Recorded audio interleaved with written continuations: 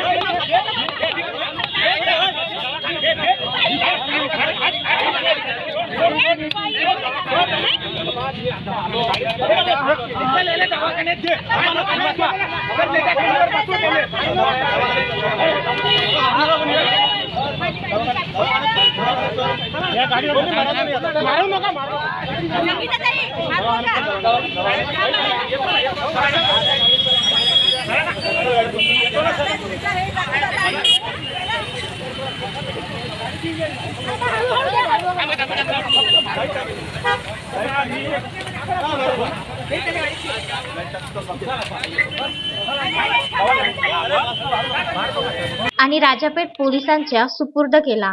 यावेळी मनसे महानगराध्यक्ष संतोष बद्रे, शहर अध्यक्ष गौरव बांते, जनहितचे प्रवीण तायडे, महिला सेना जिल्हाध्यक्षा रीना जुनघरे, शहर अध्यक्षा वृंदा मुक्तेवार, उपाध्यक्षा संगीता मडावी, छाया रायबोले, वंदना किल्लेदार, यामिनी अर्डक, राज्य कार्यकारिणी सदस्य वेदांत तालन, उपाध्यक्ष सचिन बावनेर, नितेश शर्मा, शहर सचिव निखिल बिजवे, योगेश मानेकर, राजेंद्र देवडा, विद्यार्थी सेना हर्षल ठाकरे, बबलू आठवले, राजेश धोटे, रोशन शिंदे, सूरज बर्डे, शैलेश सूर्यवंशी, गौरव बेलूरकर, सागर कोपरकर, हरीश तुमरे, मुकेश भुते, सागर शेंडे, गौरव भुसाटे व तेथील कामगार आणि मनसे पदाधिकारी व महाराष्ट्र सैनिक उपस्थित होते। Vidarbha news bureau, Amravati.